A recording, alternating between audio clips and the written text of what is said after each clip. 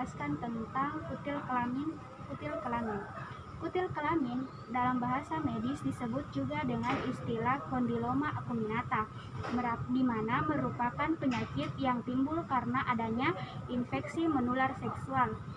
Pada umumnya, penyakit kutil kelamin ini disebabkan oleh infeksi virus HPV atau human papillomavirus. Virus HPV yang menyebabkan penyakit ini dapat saja ditularkan melalui hubungan seksual baik secara oral, vagina maupun anal. Selain itu, virus ini juga dapat ditularkan ke bayi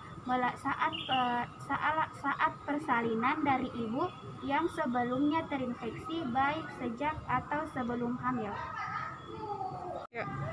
Kondiloma acuminata atau kutil kelamin berbentuk benjolan daging kecil berwarna merah atau dapat juga bergerombol menyerupai kembang kol. Dalam beberapa kasus, kondiloma acuminata ini akan terasa halus, namun jika seiring bertambahnya waktu akan dirasakan hanya dengan melalui sentuhan. Nah, tadi teman saya sudah menjelaskan mengenai pengertian dari kutil kelamin.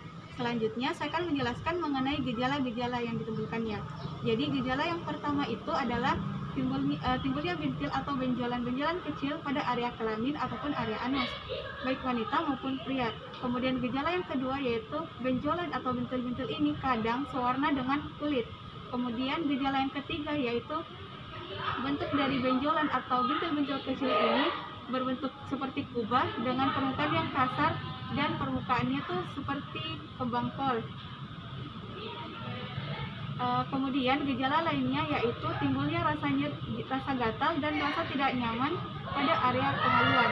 Jadi materi selanjutnya itu mengenai penyebab dari penyakit kutil kelamin, di mana salah satu penyebab dari kutil kelamin ini dikarenakan karena aktivitas seksual, contohnya seperti anal, vagina, dan oral, di mana kutil kelamin dapat menyerang beberapa bagian seperti skrotum, bagian dalam maupun sekitaran anus, bagian dalam ataupun luar misfem, dan serviks, di mana penyebab umum dari penyakit kutil kelamin ini disebabkan oleh infeksi menular seksual dan umumnya dikarenakan oleh human papillomavirus atau biasa disingkat dengan HPV, di mana virus tersebut ada penyebab utama dari hampir semua penyakit menular seksual. Baik, sekarang saya akan membahas mengenai pencegahan dan pengobatan dari kutil kelamin. Nah, mengenai pengobatannya, kutil kelamin yang tidak menimbulkan gejala dan tidak menimbulkan rasa sakit pada umumnya dapat hilang dengan sendirinya. Namun apabila kutil kelamin tersebut mulai terasa nyeri dan terasa sensasi terbakar, maka sebaiknya dikonsultasikan kepada dokter. Nah, biasanya dokter akan memberikan obat berupa salep seperti asam triklorasetat untuk menyembuhkan kutil kelamin. Nah, namun selain obat terdapat juga beberapa cara untuk mengobati penyakit kutil kelamin. Yang pertama adalah dengan eksisi. Eksisi adalah proses pembedahan dari kutil kelamin dengan cara dibuang atau dipotong dengan menggunakan pisau bedah. Nah, yang kedua adalah dengan menggunakan krioterapi.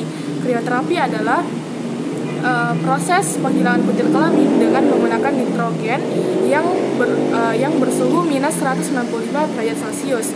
Nah, krioterapi ini efektif digunakan untuk menyembuhkan kutil kelamin yang masih berukuran kecil. Nah, yang ketiga adalah dengan menggunakan electrocautery. Electrocautery adalah proses pembedahan dengan menggunakan laser untuk memotong jaringan abnormal, contohnya seperti kutil kelamin. Dan yang terakhir adalah dengan menggunakan bedah laser. Nah, bedah laser ini digunakan untuk membunuh atau mematikan jaringan pembuluh yang ada di kutil kelamin sehingga kutil kelamin itu dapat mati dan dapat diangkat. Kemudian saya akan membahas mengenai bagaimana cara mencegah kutil kelamin. Yang pertama adalah dengan tidak berhubungan seksual dengan orang yang menderita atau seseorang yang mengidap kutil kelamin tersebut. Nah, yang kedua adalah dengan menggunakan pengaman pada saat berhubungan seksual, contohnya dengan menggunakan kondom.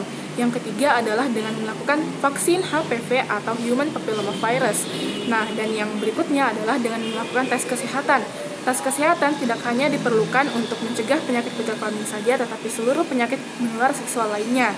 Dan yang terakhir adalah dengan tidak bergonta-ganti pasangan alias hanya setia terhadap satu pasangan saja. Nah, demikian dari penjelasan saya. Terima kasih.